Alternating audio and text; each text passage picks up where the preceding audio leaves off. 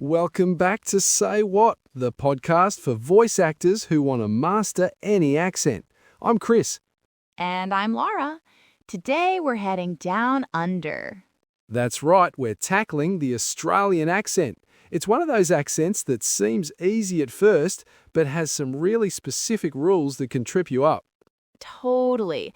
Like, people think it's just about saying, "G'day, mate," but there's so much more nuance to it.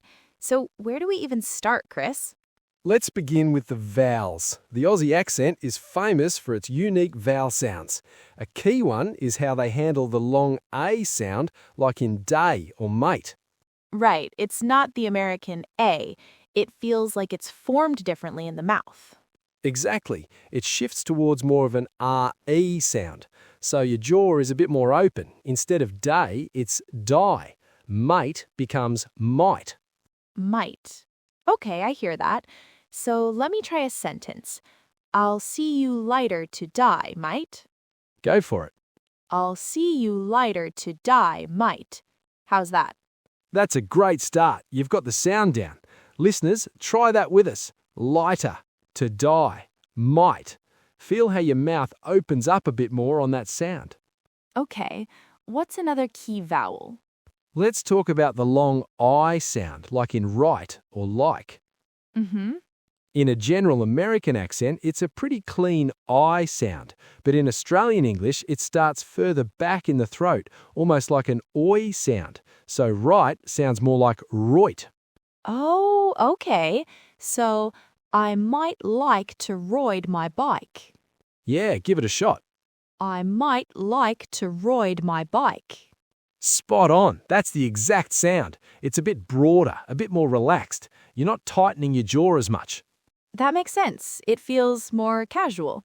So we have die for day and roit for right. What else? The OU sound in words like about or house. This is a big one. It shifts to something more like air.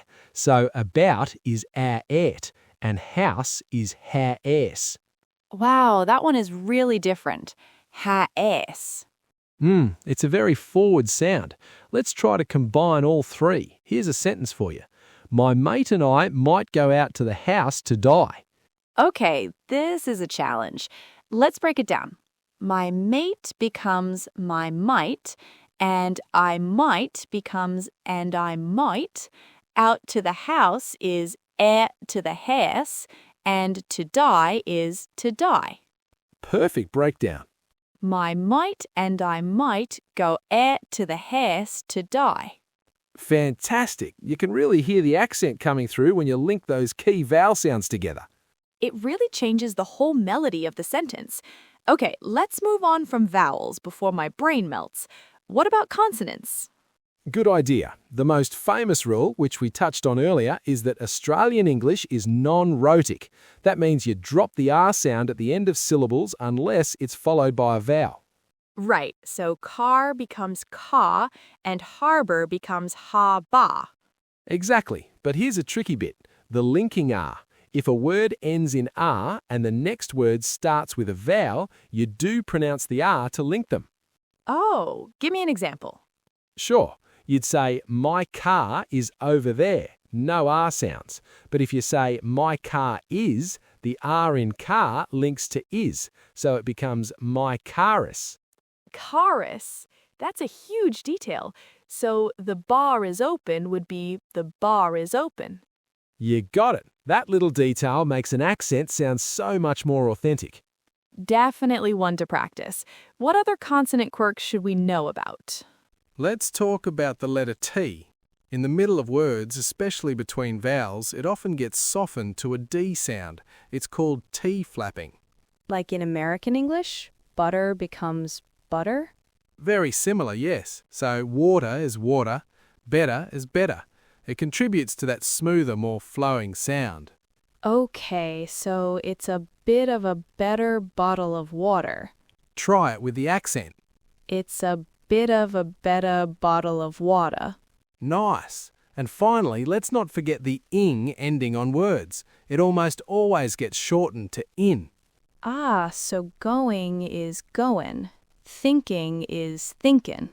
Exactly. So let's put it all together now.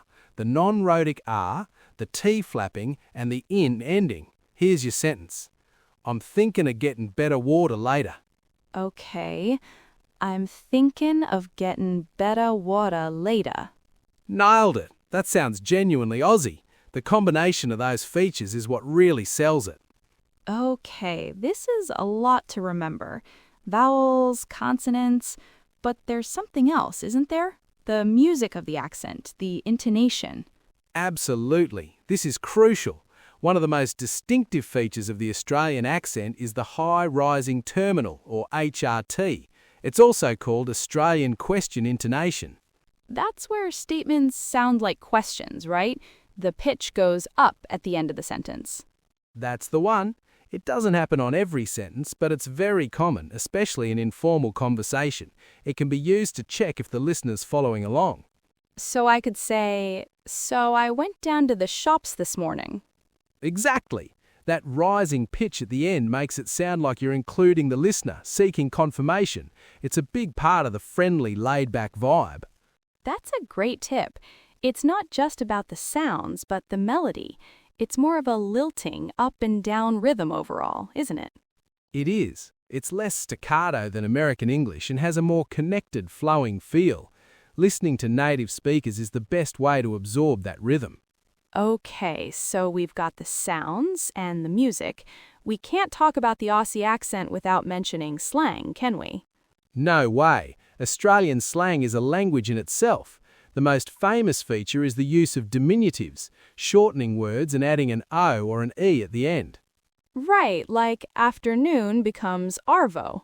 Yep, service station is servo, breakfast is brekkie. Football is footy, and biscuit is a bicky. You got it. It makes the language sound incredibly informal and friendly. Sprinkling a few of these in can really help sell your character. So let's try a sentence full of slang. How about, this arvo, I'm grabbing a bicky from the servo. This arvo, I'm grabbing a bicky from the servo. Sounds pretty natural, right? It does. It feels like a real shortcut in the language. And of course, there are classic phrases. Of course. G'day for hello, no worries for you're welcome or it's okay, she'll be right for everything'll be fine. Fair dinkum for honestly or for real. These are just words. They reflect a cultural attitude of being easygoing and optimistic. Totally. Okay, I think we need a final exam. A big, complex paragraph to put everything we've learned into practice. I was hoping you'd say that. I've got one right here. I'll read it in my normal voice first. My mate David and I are thinking of driving the car down to the harbour later. It might be better to go this afternoon, right after we grab a bite to eat at the house. Okay, that's a beast. It's got everything. Long A's, long I's, the owl sound, non-rhotic I's, T flapping, in endings. And it's a perfect place to use the high rising terminal. You give it the first shot, Lara. All right, deep breath in an Aussie accent. My mate David and I are thinking of driving the car down to the harbour later.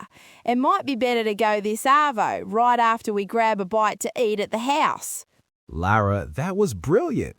Seriously, the vowels were perfect, you dropped the R's, you hit the T flap on better, and that little rise in intonation at the end was the cherry on top. Fair dinkum. That was great. Thanks, Chris. It's all about layering those rules on top of each other. It is. Listeners, rewind that and try it along with Lara. Don't be afraid to exaggerate the sounds at first. You can always pull it back later. So, to recap, shift your vowels, day to die, right to roit, about to abet, drop your R's at the end of words, soften your T's to D's, and embrace the music of the accent with that upward inflection. And don't forget to have fun with it. Throw in some arvos and brekkies for good measure. The key is to sound relaxed and open. Good luck with practicing your new accent. Look out for our next podcast where we take a shot at old Western and Southern accents. Well, that's all the time we have for today. This was a really fun one. It sure was. Join us next time on Say What, where we'll be tackling another new accent. Until then, keep practicing. No worries, mate. Bye.